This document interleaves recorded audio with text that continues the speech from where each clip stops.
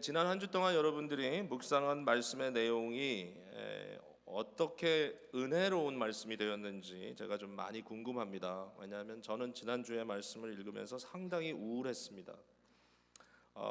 내용 중에 건질 만한 게 별로 없어 보인다라는 좀 안타까움도 있었고, 도대체 이 말씀이 여기에 왜 이렇게 들어가 있을까? 실제로 이제 39장의 예루살렘의 함락과 함께 그 이후에 있었던 일들에 대해서 쭉 기록하고 있는데, 거의 46장 가기까지 이제 비슷한 그런 패턴으로 그냥 쭉 가고요. 이 내용 속에는 어떤 영웅이 특별히 나타나는 것도 아니고, 거기에 나타나는 사람들에게 어떤 우리가 도덕적인 레슨을 받을 만한 것도 별로 없고, 좀 굉장히 좀 평이하고 또 아울러 굉장히 좀 조잡스럽다고 느껴질 정도로 이 스토리 라인 전체가 그렇게 흥미롭지가 않습니다. 여러분 읽어보셨으니까 대강 알겠지만 이런 식의 내용이 전개가 되고 있습니다. 이제 바벨론에 의해서 예루살렘이 함락된 이후에 쓸만한 사람은 이제 바벨론으로 다 끌고 가지 않았습니까? 시드기야 왕은 눈이 뽑힌 채로 그냥 생명만 부지하는 그런 안타까운 모습으로 사슬에 매어서 바벨론으로 끌려가고, 그와 함께 있었던 사람들 중에 쓸만한 사람들은 이제 다 이제 바벨론으로 포로 잡아가고, 그러니까 결국 남겨진 자들은 누구였냐면은 39장 10절에 보니까 아무 소유가 없는 빈민을 유다 땅에 남겨두고 그날의 포도원과 그 밭을 그들에게 주었다, 이렇게 써 있습니다. 그러니까 결국은 이제 땅을 소유했던 이제 지주들은 거의 다 이제 없어지고, 이제 남아 있는 땅만 널브러져 있고, 사실 황폐해질 수밖에 없는 그 상황에 아무런 소유도 없는 빈민들, 그러니까 정말 삶의 별로 동기 유발이 잘 안 되는 분들에게 이제 땅을 그냥 주면서 너희가 그냥 일궈라, 이제 이렇게 남겨두고 갔다라는 것이죠. 이런 상황 속에 바벨론에서는 아무래도 이제 이 완전히 파워가 비어져 있는 베큐이잖아요. 그러니까 이 파워가, 권력이, 이 공백이 생긴 이곳에 그대로 사람들을 둘 수가 없으니까 사반이라고 하는 이제 서기관의 손자가 되는, 사반이라는 이름이 많이 나왔죠 지난주에도. 근데 이 손자가 되는 그다랴라고 하는 사람을 총독이라는 이름으로, 거버너라고 하는 이름으로 다스리도록 그렇게 일임을 하고, 이제 바벨론 그 사람들은 다 떠나갔습니다. 이런 상황 속에서 이제 전개되는 거죠. 그러니까 말 그대로 남겨진 자들, 남은 자들이 과연 어떻게 이제 살아갈 것인가라는 이제 그 질문이 이제 남은 겁니다. 이제 이게 40장 이후로부터 나타나는 건데, 이때 이제 어떤 일이 벌어지냐면은 그다랴라는 사람은 좀 심성이 좋고 그냥 좀 편안한 사람 같아요. 그러니까 그 사람 주위에 사람들이 모이기 시작하는 거예요. 그러니까 남겨져 있던 사람들도 다 버려진 땅들이지만, 그러나 보니까 거기에서 포도도 나오고 여름 과실들도 좀 맺히고 하니까 이제 그런 걸 통해서 상당히 많은 수확을 거두게 되는 일도 벌어지게 되고, 또 바벨론과의 전쟁하는 통에 그 난리를 피해 가지고 피난 갔던 이제 피난민들이 이제 각자 피난했던 장소에서부터 이제 하나둘씩 돌아오는 거예요. 유대 땅에 가면 땅도 있고 먹을만 하다더라, 이제 이래가지고 다시 돌아오는 사람들이 하나둘씩 그다랴 주위로 모이게 되는 거죠. 이 정도 되면 나름 없어질 거 다 없어졌지만, 그러나 좀 살만한, 좀 안정된 상황이 조금 생겨나는 게 아닌가라고 기대를 할 만한 상황인데, 그 다음에 이제 등장하는 게 뭐냐면은 여기 이제 파워 베큐이 있으니까 그 나름 좀 유력한 사람들이 다시 거기로 모여들면서 일종의 파워 스트러글을 하기 시작하는 거예요. 그 안에서 이 사람들은 누구냐 하면은 사실은 이제 군인들입니다. 군인들이고 대장들이고, 하여튼 이런 일종의 군대를 거닐었던 사람들인데, 이 사람들이 바벨론이 예루살렘과 대치하고 있을 때 예루살렘에 있지 않았어요. 그냥 나가가지고 다른 곳을 지키고 있었던 거죠. 사실 예루살렘이 이처럼 위험해지면 와서 도왔어야 되는데, 아마 모르겠어요. 정확한 내용은 모르겠지만 이 사람들은 밖에 남아 있다가 전쟁이 다 끝나니까 이제 그다랴라고 하는 총독이 이 유다 땅을 다스리게 됐다고 하니까 한번 가보자 그래가지고 이 사람 저 사람 나름대로 자기 군인 몇을 이끌고 이제 찾아오기 시작하는 겁니다. 자, 그런 스토리입니다. 그러니까 이제 소위 이 힘 있는 몇몇 사람들이 모여가지고 서로 이제 그 일종의 권력 스트러글 다툼을 하고 있는 그런 상황이 이제 벌어지는데, 여기에 대표적으로 나오는 사람의 이름이 이스마엘이라고 하는 사람이에요. 근데 이스마엘이라고 하는 사람은 뭐 왕의 종친의 손자고 뭐 이래가지고 보니까 나름대로 그 레주메는 괜찮아요. 뭐 족보도 좋고. 그러니까 아니 이런 사람이 왕을 지켜야지 왜 왕을 안 지켰을까, 이제 이런 고민을 하게 되지만, 어쨌든 이 사람이 특별히 암몬 쪽의 어떤 암몬 족속들과 어떤 관계를 가지고 나름대로 자기 세력을 만들어 가려고 지금 하고 있는 거예요. 이스마엘이라는 사람이 돌아왔어요, 그다리아에게. 그리고 또 한 사람은 요하난이라는 사람이에요. 그러니까 요하난이라고 하는 사람도 군인인데 이 사람의 배경은 정확하게 잘 모르겠어요. 근데 이 요하난이라는 사람은 와서 또 이스마엘이라고 하는 사람과 함께 뭔가 이제 파워의 그런 스트러글을 하기 시작하는 그런 모습이 나타납니다. 자, 어떤 일이 벌어지냐면은 우리 읽은 본문 바로 앞에, 여러분이 아마 개별적으로 읽었겠지만, 이 요하난이라고 하는 사람이 그다리아 그 총독에게 와서 하는 말이 이스마엘이 당신을 죽이려고 왔다는 사실을 알고 있느냐, 이제 이렇게 넌지시 얘기를 하는 거예요. 그러니까 이스마엘은 당신을 죽이려고 한다. 왜냐하면 그 사람은 암몬 왕에게 사주를 받고 온 사람이고, 결국 암몬이 이 지역을 다 지금 지배하고 싶은데, 암몬은 이스마엘을 이용해 가지고 지금 이 땅을 다 자기가 지배하려고 하는데, 당신이 걸림돌이 되니까 총독 당신을 죽이려고 한다 이거예요. 그러면서 요하난이 이런 제시를 합니다. 나한테 허락을 하면 내가 이스마엘을 제거하겠다. 그다랴라고 하는 총독은 이 말을 듣고 전혀 거기에 마음을 주지 않는 거죠. 그러니까 하는 말이, 그럴 리가 없다. 네가 이스마엘을 오해했다. 이스마엘은 그런 사람이 아니다. 이제 이렇게 도리어 거꾸로 설득을 하면서 아무 일도 없을 거라고 이렇게 얘기하며 그 일을 지금 이렇게 마무시키려고 합니다. 근데 오늘 본문에 어떤 일이 벌어졌죠?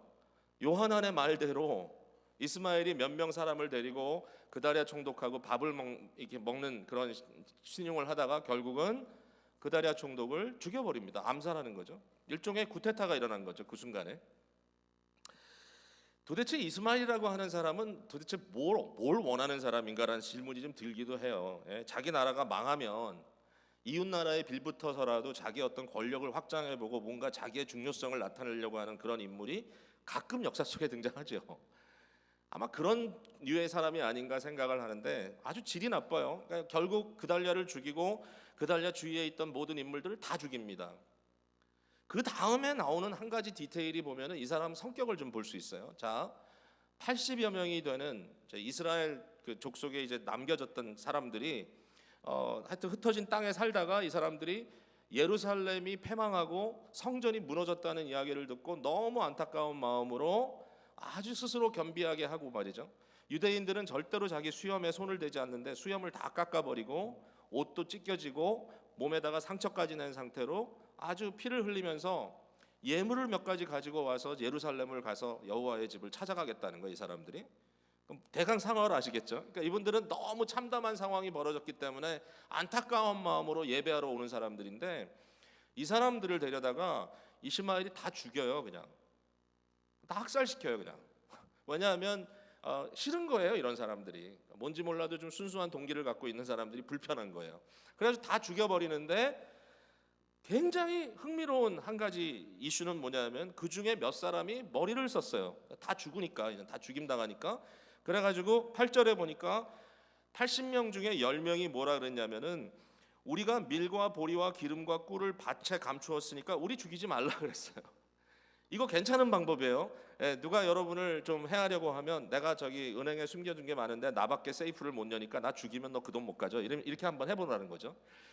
그렇게 했더니 이스마엘이 도대체 이게 뭐 얼마나 되겠다고, 그렇죠? 한 나라를 송두리째 먹겠다는 인간이 요거 얼마 있겠다는 요걸 가지고 그 사람을 살려가지고 요거 돈 좀 챙겨보려고 한단 말이죠.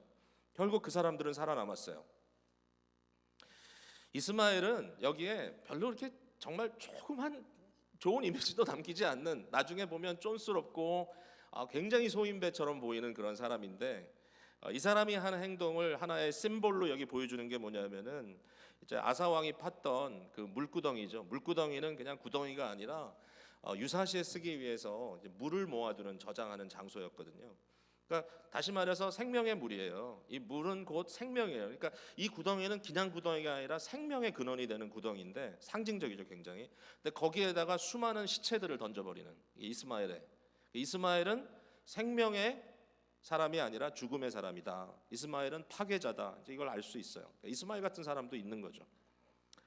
이러한 이스마엘을 대적하는 이제 마지막 오늘 본문의 이제 그림은 요하난이라는 사람이 나타나는 건데, 요하난이 여기 등장했을 때 사람들이 박수 쳤어요. 너무 기뻐했어요. 아, 우리를 구하러 왔구나. 만약에 요하난이 나타나지 않았다면 남겨져 있는 사람들은 이스마엘에 의하여 암몬 족속에게로 끌려가서 그들의 종이 됐을 거예요. 그러니까 요하난의 등장은 굉장히 바람직하고 고마운 일인데, 근데 오늘 본문이 끝날 때 이들의 마음이 어떻게 가 있냐면은 애굽으로 돌아간다 이거죠. 애굽으로 이제 가려고 해요. 암몬이 아니라 애굽으로. 요하난은 애굽으로 가자 그래요. 42장부터 벌어지는 일들에 대해서는 조금 이따 말씀드리겠어요. 그냥 한마디 결론으로 얘기하자면 요하난도 별로 좋지 않아요. 그치? 별 재미없어요. 자, 여러분, 이런 얘기를 제가 지금 쭉 했습니다. 흥미로우세요? 재밌나요? 몇 분은 벌써 약간 눈을 감고 지그시 감고 주무실 준비를 하고 계시고 몇 분은 지금 시계를 보고 계시고, 아, 이런 지루한 설교가 언제 끝나나. 근데 바로 그게 포인트예요. 여러분 몰랐죠? 지루한 거예요 이게. 제가 지난주에 말씀 묵상하다 지루했어요. 여러분, 소위 권력 있는 사람들이 군인들이 끌고 서로 싸우는 이런 스토리는 많잖아요, 세상에. 삼국지 같은 거. 근데 삼국지는 재밌잖아요. 왜? 영웅도 나타나고 지략도 나오고 아주 생각지 않았던 짜릿한 승리도 나타나고 그러잖아요. 그런 거 하나도 없어요. 이 본문 안에는 그만한 재미가 없어요. 이거 읽으면서 재밌다 그러는 사람은 이상한 사람이에요. 이거 읽으면서 느끼는 거 뭐예요? 답답해요. 그냥 답답하고 지루하고 아주 뭐 영어 표현으로 하면 아주 페리 아주 조잡하고 뭐 이런 게 다 있어 느낄 정도로 이 시대에 어느 누구도 하나 나타나서 사람들에게 마음의 시원함을 주지 못한단 말이에요. 이게 현실인 거예요. 그러니까 질문할 수 있죠. 야, 도대체 성경이 얼마나 귀한 책인데, 지난주에 우리가 그 얘기 실컷했잖아요. 이거 하나님의 말씀을 예레미야를 통해서 주시고 계시의 말씀으로 주신 건데, 이 중요한 성경의 말씀에 예레미야가 이러한 기록을 이처럼 지루하게 조잡하게 남겨가지고 우리 보러 뭐 하란 말이냐, 일주일 내내 이거 묵상하니까 우리 다 침체됐잖아요 지금. 어쩌란 말이야 이걸 가지고. 이런 생각을 쭉 하고 있는데, 지난주에 그래서 더 기도한 거 있죠. 도저히 저는 이거 갖고 주일날 설교 못하겠습니다. 주님, 더군다나 감사절인데 도대체 어떻게 하는 말씀입니까? 그러는데 이 말씀의 이 현실이 제가 한 주 동안 살았던 삶하고 왜 이렇게 매치가 되는 거예요? 사람들이 조잡해요. 아무것도 아닌 것 같고 정치하고요. 이 모든 벌어지는 일들 가운데 가족 안에 있는 일, 국가 안에 벌어지는 일, 죄송하지만 교회 안에 있는 일, 우리 주위의 관계들 속에서 뭐 친한 친구다 아니다 해가지고 서로 이런저런 조잡한 싸움들이 벌어지고 있는 현실하고 크게 다르냐? 여러분이 뭐 때문에 일주일 동안 그렇게 마음 쓰셨어요? 좀 괜찮은 일들이 있었나요? 이 본문을 통하여 우리에게 뭔가 이렇게 다가오는 어떤 파워가 안 느껴지는 거죠. 말 그대로 누구 하나 좀 보고 마음을 줄 만한 인물도 없고, 스토리상에 뭔가 익사이먼트도 없고, 우리의 삶에 참 지루하게 하루 이틀 지나가고, 뭐 직장이건 어디든 그 모든 상황 속에서 크게 건질 게 없다. 왜 사람들이 이 모양일까? 왜 도대체 그다리아라고 하는 사람은 이처럼 나이브한 사람이 돼가지고 통찰력도 없고, 적어도 그 위태한 상황 속에 하나님의 백성의 어떤 미래를 떠맡긴 그러한 리더가 되려면 어느 정도 좀 통찰력도 있고 지혜도 있고, 예수님 뭐라 그랬어요 도대체? 비둘기같이 순수하라, 그러나 뱀같이 지혜로우라. 그런 것도 없고 그냥 아무 생각 없는 것처럼 사람 믿다가 그냥 뒤통수 맞아 죽고, 이스마엘은 너무 나쁜 사람이고, 요하나는 괜찮아 보이는데 들여다보니까 결국 자기 욕심에 이끌려서 자기 갈 길을 가고. 이제 이러한 사람들에 대해서 우리가 고민하고 결국 이것밖에 안 되는구나 인간이. 이런 고민을 하게 되는 거죠. 한 가지 사실은 뭐냐면 우리가 살고 있는 죄악된 삶의 현실이 그거예요. 별것 큰 것도 아닌 것 가지고 막 고함치면서 싸우기도 하고, 별것 아닌 거 가지고 사람들에 대해서 꼬투리를 잡고 하루 이틀도 아니고 뭐 몇 년씩 마음의 원한을 품기도 하고, 별거 아닌 거 가지고 그냥 마음 상해가지고 뭐 마음 상하기도 하고 상하기도 하고 이러면서 살아가고 있는 그러한 모습 속에 도대체 왜 이런 일들이 벌어지고 있는가? 사람들에 대해서 뭐 화도 내고 욕도 하고 마음으로 아이 쓸데없는 인간들 이렇게 한 번씩 싸잡아서 욕도 해보고 그리고 있었어요. 지난주에 제가 그냥 제 상태가 그랬어요. 지난주가 좀 좋은 일도 많았는데 제 상태가 아이 인간들이 왜 이 모양이냐. 근데 그러던 참에 갑자기 사도행전 20장에 나오는 말씀이 생각이 나더라고요. 그게 뭐냐면은 사도 바울이 너무 잘하는 얘기잖아요. 에베소의 장로들을 불렀어요. 밀레도라는 곳에. 그래가지고 그 밀레도에서 장로님들을 불러다가 별로 그렇게 신앙생활을 오래 한 분들도 아니잖아. 뭐 몇 년 하신 분들인데 그래도 그 중에 제일 영적으로 좀 감수성이 있는 분들을 말씀의 사역자로 세운 거예요. 이 사람들을. 사도 바울은 이제 이 사람들과 헤어지면 다시 못 볼 것 같아. 그래가지고 이제 유언과 같은 말씀을 그들에게 남기는데 뭐라고 얘기하죠? 자, 한번 읽어볼게요. 여러분들은 자기를 위하여 또는 온 양떼를 위하여 삼가라. 조심하십시오. 성령이 그들 가운데 여러분들을 감독자로 삼고 여러분을 사역자로 삼고 하나님이 자기 피로 사신 교회를 보살피게 하셨습니다. 뭐 예수님의 피라고 안 하고 여기는 하나님의 피라고 이렇게 얘기를 해요. 굉장히 뜻밖의 표현이죠. 그러니까 그만큼 강조한 거예요. 하나님이 피 흘려 만들어 주신 이 교회를 당신들에게 보살피라고 맡겼다. 29절에 내가 떠난 후에 사나운 이리가 여러분에게 들어와서 그 양떼를 아끼지 아니하며, 거기까지는 뭐 이해가 돼요. 그러니까 경고하는 거예요. 야 조심해라. 눈여겨봐라. 사나운 이리가 교회 안에 들어와서 교인들 한 명이라도 또 가능한 대로 저희들이 자기의 밥으로 삼을 것이다. 무서운 얘기죠. 근데 더 충격적인 말이 다음에 나와요. 30절에 또한 여러분 중에서도 제자들을 끌어 자기를 따르게 하려고 어그러진 말을 하는 사람들이 일어날 줄을 내가 아노라 그랬어요. 저는 이 말이 굉장히 충격적인 말이었을 거라고 생각해요. 장로님들에게. 이런 나쁜 사람들이 주위에 있을 수 있으니까 조심해라가 아닙니다. 너희 중에서 이와 같은 사나운 이 늑대 같은 사람들이 너희 중에서 나와서 사람들을 너에게 이끌기 위하여, 너의 욕심을 채우기 위하여, 너의 흥미로움을 위하여, 너 스스로를 만족시키기 위하여 그들을 어그러진 길로 이끌어갈 것이다. 내가 그걸 안다. 이 말이 저한테는 좀 굉장히 다시 프레시하게 찾아온 충격이었죠. 이런 여러 가지 정황 속에서 우리는 시대를 탓하고 사람을 탓할 수 있지만 결국 하나님께서 우리에게 주시는 경고는 네가 죄인이다. 사나운 늑대들이 어슬렁거린다고 으르렁거린다고 너희가 그 앞에서 그 사람들에 대한 고민만 할 것이 아니라 네 자신이 지금 어떤 위치에 있는지 자신을 비춰볼 수 있는 그러한 마음을 항상 놓치지 말아라. 어쨌든 이런 스토리 속에서 우리는 죄의 문제를 좀 심각하게 발견할 수 있는 것이죠. 전체 패턴을 보면 이래요. 옛 언약이라고 말할 수 있는 출애굽 공동체가 완전히 무너지는 그런 모습을 볼 수 있어요. 옛 언약이 파기되는데 그 파기되는 것이 철저하게 진행되고 있어요. 이 사람들에 의해서. 무슨 얘기죠? 여러분 알죠? 옛 언약의 그 흐름을. 하나님께서 애굽에 종살이 하던 사람들을 끄집어냅니다. 강권적으로. 어둠의 나라에서 끄집어내요.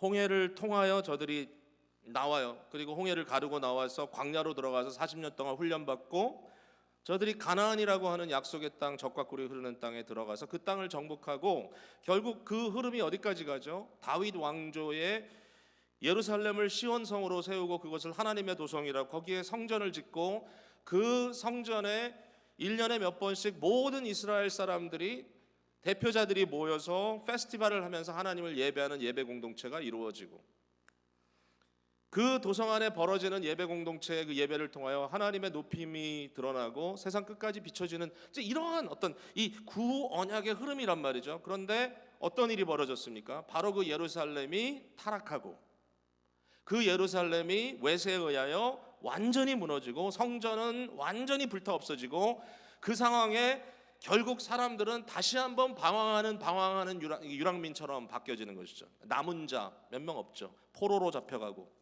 광야 생활의 시작입니다. 몇 명 남지 않은 사람들, 이제 이 몇 명 남지 않은 사람들이 어떻게 할 거냐라는 질문이 있죠. 과연 이 사람들마저 다 끝날 것이냐? 이 사람들이 어떻게 하죠? 애굽으로 가려고 합니다. 애굽은 어디입니까? 바로 그 언약 백성이 처음 나왔던 바로 그곳입니다. 다시 거기로 돌아가겠다는 겁니다. 하나님이 말씀하십니다. 너 돌아가면 망한다. 그래도 가겠다는 겁니다. 여러분, 42장에 어떤 일이 벌어지냐면요, 요하난이라고 하는 이제 리더가 백성들을 이끌고 예레미야에게 갑니다. 예레미야에게 얘기합니다. 예레미야여, 하나님 앞에 좀 기도해서 우리가 무엇을 해야 될지, 어디로 가야 될지 좀 알려달라고 주께 좀 부탁을 해라. 그렇게 얘기해요. 당신의 하나님 여호와께서 우리가 마땅히 갈 길과 할 일을 보이시기를 원하나이다. 42장 3절이죠.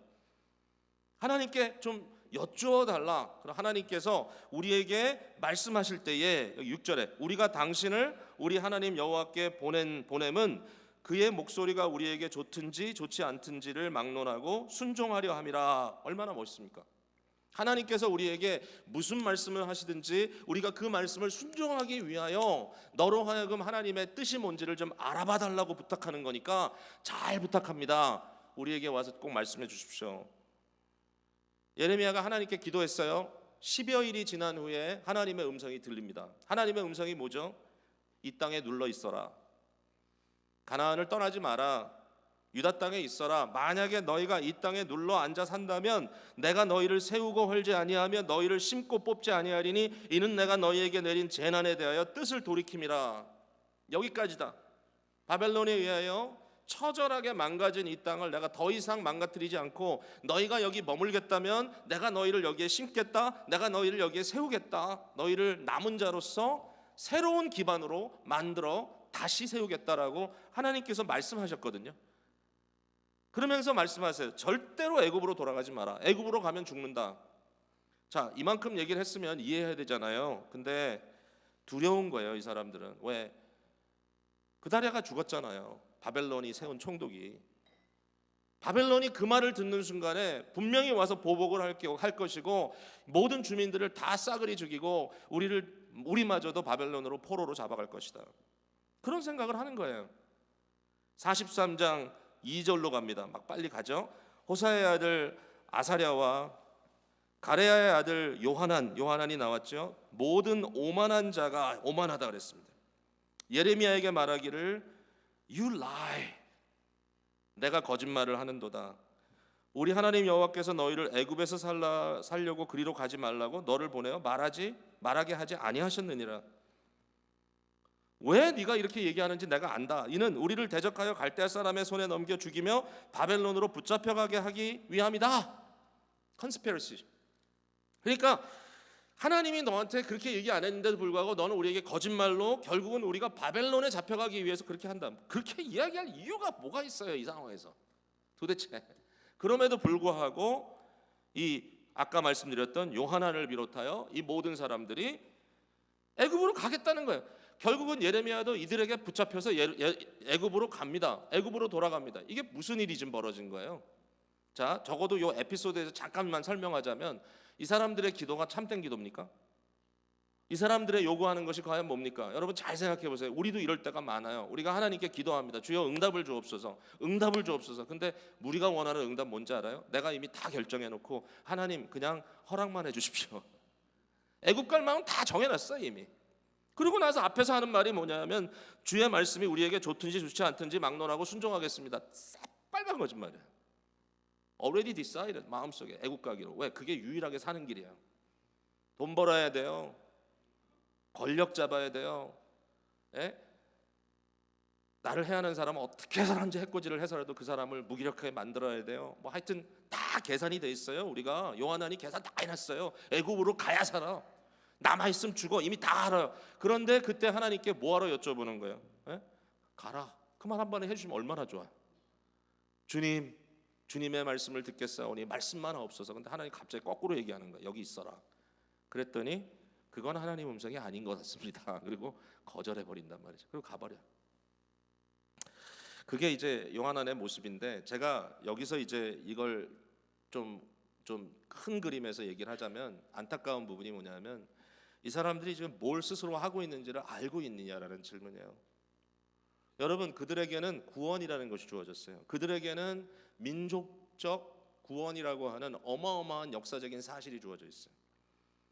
시편의 모든 내용이 뭐예요? 하나님께서 종살이 하던 이스라엘 백성들을 끄집어내서 결국은 가나안에 자기 백성 삼으시고 그곳에 하나님의 아름다운 도성을 세우셨다라는 것이 찬송입니다.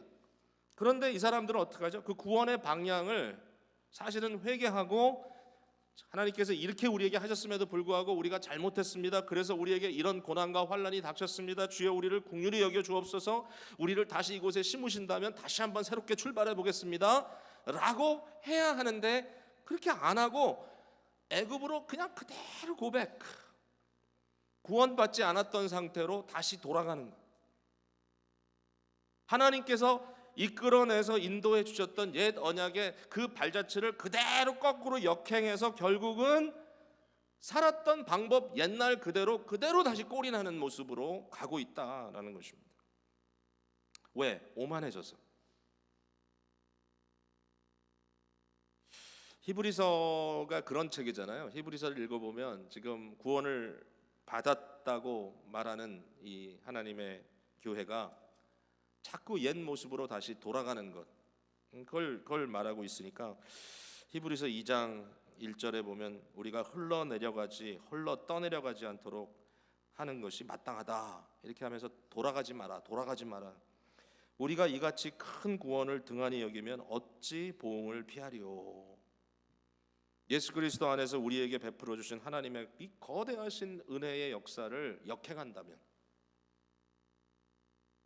에베소 4장 1절에 나와 있는 대로 우리가 구원의 부르심을 받은 대로 합당하게 살아야 할 텐데, 그 구원의 부르심에 전혀 합당치 않은 역행을 하고 있지 않은가. 이 죄라는 것이 그런 것 같아요. 우리가 하고 있는 일들 말이죠. 하나님에 대한 어떤 불신, 어떤 진실되지 않은 말들, 어떤 마음의 불평과 불만, 우리의 어떤 교만한 모습들, 이런 것들을 볼 때마다 느껴야 되는 게 뭐냐면, 뭐 그런 죄는 질 수도 있지가 아니라 그 순간에 느껴야 되는 게 뭐냐면, 내게 주신 구원을 역행하고 있지 않은가, 다시 애굽으로 돌아가고 있지 않은가.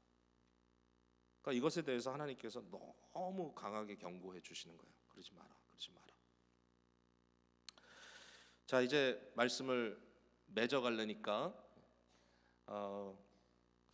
고맙게도 굿뉴스가 있잖아요. 여러분 뭐 다 아웃라인 보시고 알았을 거예요. 오늘 메시지의 스토리는 어디로 간다. 감사한 일이에요. 근데 제가 굿뉴스를 찾다 46장까지 갔다니까요. 46장 27절, 28절을 보니까, 특별히 28절을 보니까 이런 말씀이 있어요. 여호와의 말씀이니라 내 종 야곱아, 내가 너와 함께 있나니 두려워하지 말라. 내가 너를 흩었던 그 나라들은 다 멸할지라도 너는 사라지지 아니하리라. 내가 너희를 흩었던 모든 나라를 다 멸할지라도 너희는 사라지지 아니하리라. 이게 뭐예요? 앞부분에서 먼저 말씀드렸던 것은 바로 이스라엘 백성들은 뭐였어요? Covenant breaker, 언약의 파괴자들. 그러나 우리 주님은 Covenant keeper, 언약을 지키시는 분. 이 언약을 지키시는 주님께서 하신 일이 너무 기가 막힌 거예요. 남은 자가 다 애국 가서 죽었어요. 그럼 어떻게 다시 이들을 세운단 말인가? 바벨론 포로 잡혀갔던 자들에게 구루터기가 되도록 그들을 다시 돌이키시고 그 뿌리 안에서 다시 싹이 나게 합니다. 우리가 이때 좀 유의해 봐야 되는 성경은 마태복음입니다. 마태복음을 들여다보면 마태복음 1장에 족보가 나옵니다. 아브라함과 다윗의 후손 예수 그리스도의 세계라. 그러면서 다윗과 예수 그리스도 사이에는 큰 갭이 하나 있죠. 바벨론 포로기가. 근데 그 포로기 가운데서도 끊임없이 그 한 줄기가 남아서 결국은 위대한 남은 자 단 한 분, 다 남은 자들 다 방황해서 없어지고 한 분의 남은 자 예수 그리스도가 등장하는 겁니다. 성령으로 잉태함을 받은 한 여인의 아들. 그 예수님이 남은 자예요. 남은 자. 그 예수 그리스도를 통하여 하나님께서 무슨 일을 하시냐면은 다시 언약을 세우시는 겁니다. 마태복음이 왜 멋진가 하면은, 자 여러분 봤죠? 출애굽 사건, 출애굽해서 광야를 통하여 가나안에 들어와서 예루살렘이라고 하는 하나님의 도성을 세우고 그곳에서 백성들이 하나님을 예배하는 공동체를 이룬다. 이게 첫 언약이잖아요. 근데 오늘 함께 읽은 본문 말씀을 비롯해서 예레미야 이 내용 속에 이 언약이 그대로 거꾸로 돌아가잖아요. 예루살렘은 패망하고 성전은 무너지고 백성은 방황하고 결국은 애굽으로 돌아가고. 근데 딱 여기서 끝나는 줄 알았는데 남은 자 한 분 예수 그리스도가 마태복음에 샥 등장을 하시더니 그분이 어떡하죠? 3장에 요단강에서 세례를 받으시고 성령에 이끌려 나오시고. 이게 뭐예요? 마치 홍해를 가르고 이스라엘 백성들이 세례를 받은 것 같은, 예수님이 재현합니다. 그리고 나서 딱 나오시는 곳이 어디죠? 광야의 40일 40년을 그대로 재현합니다. 40일 동안 광야를 재현하신 예수님께서 뭘 하셨습니까? 마귀의 유혹을 받으시잖아요. 마귀가 구약의 40년 동안 광야 생활 동안에 이스라엘 백성들을 유혹했던 것처럼 그대로 예수 그리스도를 유혹합니다. 그러나 예수님은 다른 말씀이 아니라 모세가 시내산에서 받았던 하나님의 율법의 말씀을 가지고 마귀를 대적합니다. 사람이 떡으로만 살 것이 아니니라 오직 하나님에 의해서 나오는 말씀으로 산다. 만나 이야기를 합니다. 내 주 여호와 하나님을 시험하지 말라. 오직 하나님 한 분만 경배하라. 이 예수 그리스도의 온전하신 순종이 어디까지 갑니까? 그가 자기에게 속한 사람들을 이끌기 위하여 백성들을 위하여 하셔야 되는 것은 아주 잔인하고 아주 사악하고 아주 클레버한 정치적인 군사적인 싸움을 벌이시는 것이 아니라 자기 스스로 십자가를 지시고 죄사함의 그 모든 기반을 스스로 짊어지시고 만들어 가시는 예수 그리스도의 치열하신 전쟁이었습니다. 저주의 나무에 달리신 그리스도께서 우리를 구원하시기 위하여 다 이루었다라고 하는 한마디에 그를 바라보는 자들마다 그리스도가 말씀하셨습니다. 내가 모세가 들렸던 뱀처럼 높이 들리리니 나에게 오는 자들마다 내가 그들을 다 외면하지 않고 맞아주겠다. 십자가로 다가오는 모든 백성들이 예수 그리스도의 새로운 백성들로 그에게 찾아오도록 하는 예수 그리스도의 이 새로운 언약의 이 흐름, 결국은 새 예루살렘 그 도성에서 부활한 주의 성도들이 세마포를 입고 우리 그리스도 앞에서 하나님 찬양의 노래를 부르는 그날이 우리 앞에 도래할 거라는 말씀이죠. 이게 복음입니다. 예수님은 이 새로운 언약의 이 리더가 되시고 중보자가 되시고 그 대표자가 되셔서 결국 우리에게 하나님의 위대하신 소망을 다시 한번 회복해 주시는 놀라운 역사를 이루어 주신 것입니다. 아무도 순종하지 않았지만 예수님은 순종했습니다.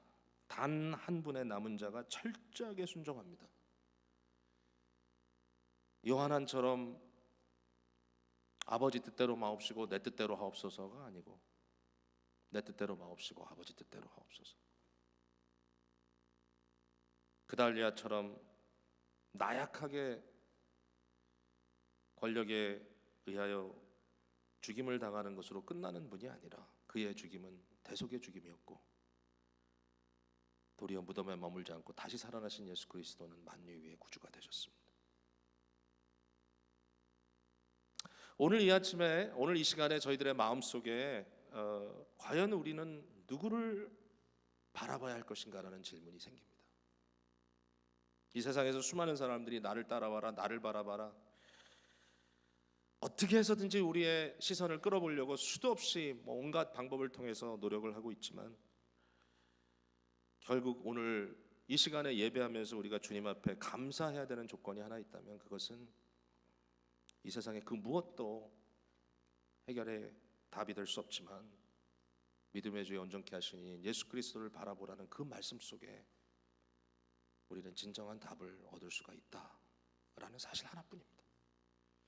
어떻게 보면 되게 막연한 것 같습니다. 그러나 이게 정답입니다. 이 부분을 놓치면 아무 소용없습니다. 여러분 이 시간에 무엇을 하나님께 감사하겠습니까? 옆에 있는 저 사람보다 내가 돈이 좀 더 많다, 옆에 있는 저 사람보다 내가 조금 더 등이 따스하다, 저 사람보다는 내가 아무래도 사람들에게 좀 더 인기가 있는 것 같다, 저 사람보다는 아무래도 내가 더 좋은 일 많이 하는 것 같다, 저 사람보다는 그래도 내가 좀 나은 것 같다. 하나님 감사합니다. 여러분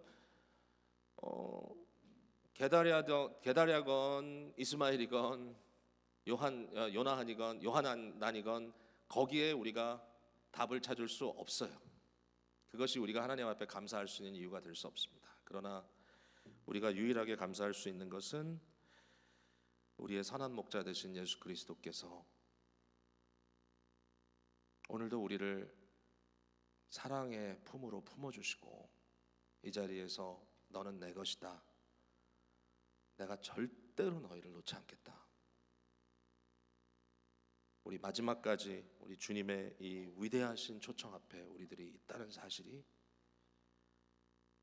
아마 유일하게 어떻게 보면 가장 의미 있게 오늘도 주님 앞에 감사할 수 있는 조건이 되지 않을까 생각합니다. 이런 순수한 믿음으로 회복되고 주 앞에 나가는 저와 여러분이 되기를 바랍니다. 기도하겠습니다.